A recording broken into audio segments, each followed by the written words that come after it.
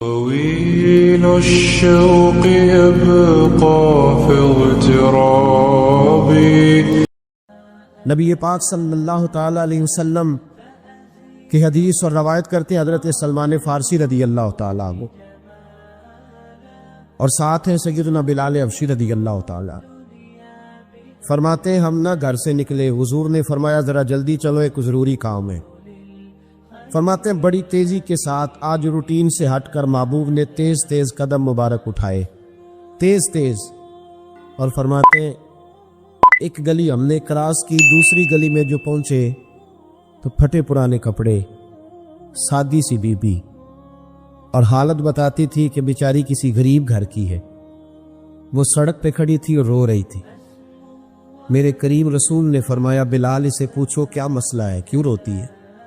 تو حضرت سلمان عرض کرتے ہیں میں نے کہا حضور میں پوچھ لیتا ہوں، آپ جائیے، کام بڑا ضروری ہے جو نکلے، میں معلومات کرتا ہوں. تو محبوب نے فرمایا نہیں، اس کے آنسو پوچھنے سے ضروری کوئی کام بھی نہیں، پہلے اس کی داد رسی ہوگی، اسے پہلے پوچھا جائے. روتے نہیں رہتے لوگ گھروں میں، لوگ گزر نہیں جاتے چپ کر کے، کتنے لوگ تڑپتے، کون احساس کرتا ہے؟ نبی پاک سید عالم صلی اللہ علیہ وسلم رکے اور اس خاتون سے پوچھا کیا بات ہے؟ اس نے کہا کہ بات کوئی بھی نہیں، میرا ایک ہی موٹا سا مسئلہ ہے. کہا وہ کیا؟ کہنے لگی میں غریب ہوں، اور غریبی بذات خود بہت بڑا گناہ ہوتی، لوگ بڑا جرم سمجھتے ہیں اس کو بذات خود. میں نے شروع میں کہا نا کہ مذہبی سٹیج کی بھی صدارت غریب آدمی نہیں کر سکتا، کیونکہ غریب جو ہوا جد کول دتھی ہونی انہیں نیڑے بیٹھنا ہے نا جی، جد کول نہیں انہیں تو پیچھے جا کے بیٹھنا ہے، اس کو کہڑا دتھی ہے. اس سٹیج پہ بھی غریب آدمی کی صدارت نہیں ممکن ہو ہی نہیں سکتا. میرے رسول پاک سید عالم صلی اللہ تعالی علیہ وآلہ وسلم نے فرمایا پہلے اسے پوچھو کیا مسئلہ ہے.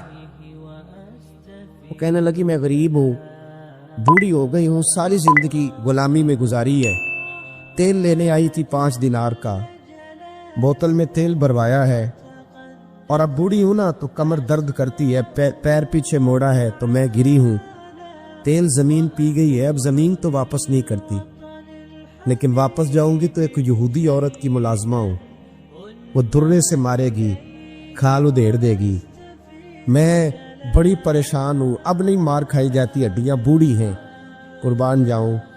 حضرت بلال کو حضور نے حکم دیا، فرمایا دوڑ کے گھر جا 5 دینار لا.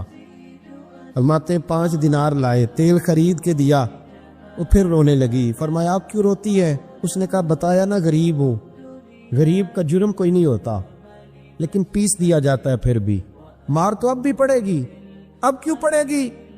تو عرض کرنے لگی محبوبہ مار اس لیے پڑے گی کہ دیر سے کیوں آئی ہے. تو میرے کریم رسول اور وہ بی بی حضور ابھی آئے ہیں مدینہ طیبہ.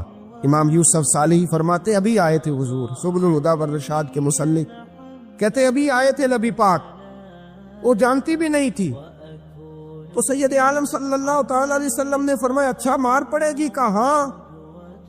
او بھائی کونسلر جو کل آپ کو کہہ رہا تھا نا میں آپ کا خادم ہوں، کونسلر بے گناہ، بلکہ ہمارے SHO صاحب اگر چودھری پہ پرچہ آ جائے تو اس کو ٹیلی فون کر کے پوچھتے ہیں صاحب جی تہاڈے خلاف درخواست آئی ہے، کی کرنا ہے؟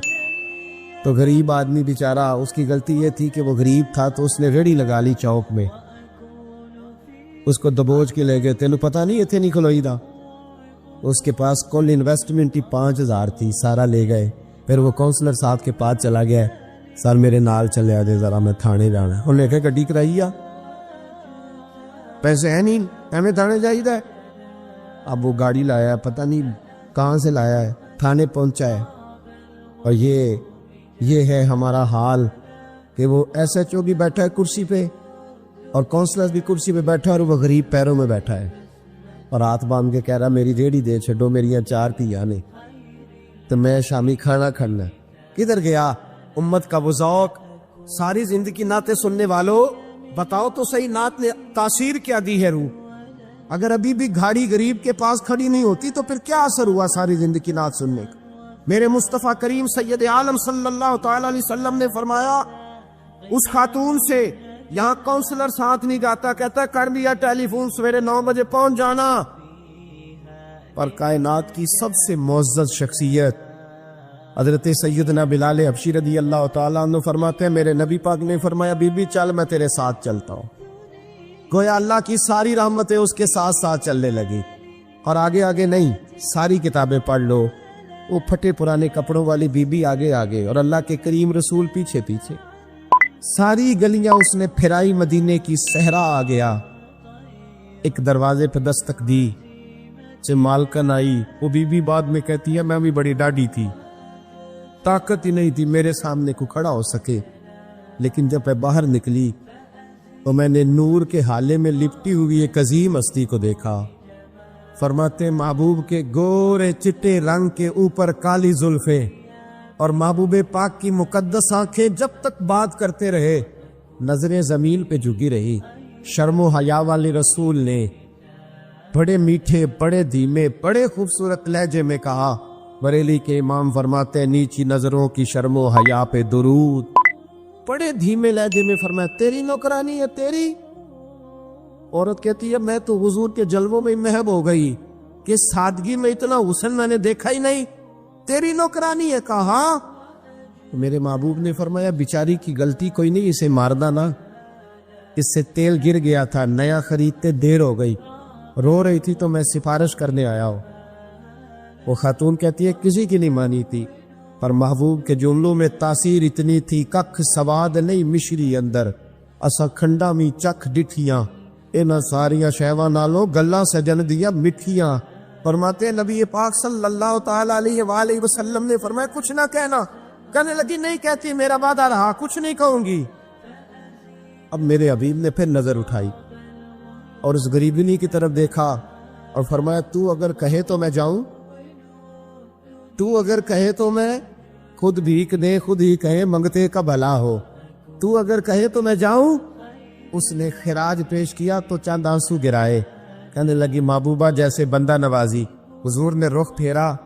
حضرت بلال کہتے میں پیچھے رہ گیا تو وہ دونوں بیویاں دوڑ کے میرے پاس آئی. کہنے لگی بتا تو صحیح ہے کون، یہ بتا تو صحیح کون تھے. تو حضرت بلال کہنے لگی تم نہیں جانتے.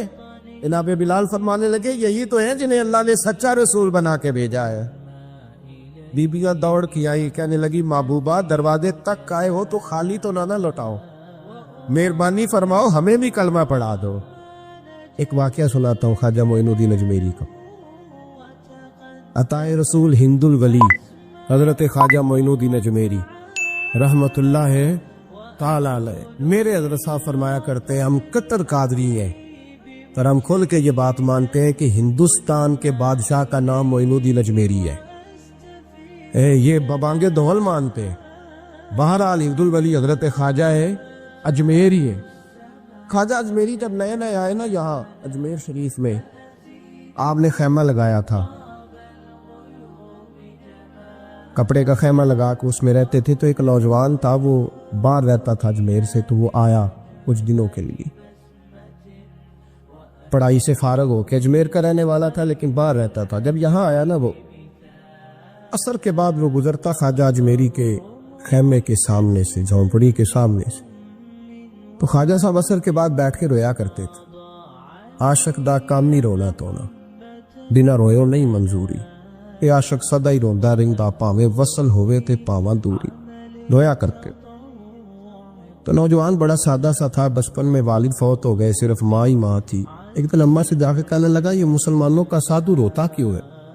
اماں کہنے لگی مجھے کیا پتا. بچہ کہتا میرے اندر تجسس بڑھ گیا کہ بابے سے پوچھوں تو صحیح کیوں روتا. 2 4 5 10 دفعہ میں گزرا. ایک دن بے چین ہو کے میں کمرے میں چلا گیا اجرے میں. تو میں نے کہا بابا کیوں روتے ہو؟ کہنے لگے مجھے اپنے شیخ کی یاد آتی، مجھے یاد آتی. تو وہ بچہ کہتا مجھے اس وقت تک پتہ نہیں تھا کہ محبت میں بھی رویا جاتا ہے. میں سمجھتا تھا رونا صرف دکھوں میں آتا ہے. شیخ کی یاد آتی. حضرت عائشہ صدیقہ رضی اللہ تعالیٰ عنہ فرماتی ہے جس دن نبی پاک صلی اللہ علیہ وسلم رات کے وقت ہمارے گھر آئے نا اور حضور نے فرمایا ابو بکر چل تم نے میرے ساتھ مدینے جانا ہے، تو میں نے جناب صدیق اکبر کو روتے دیکھا. تب مجھے پتا چلا کہ محبت میں بھی بڑا رونا آتا ہے، محبت میں بھی رویا جاتا ہے. طويل الشوق يبقى في اغترابي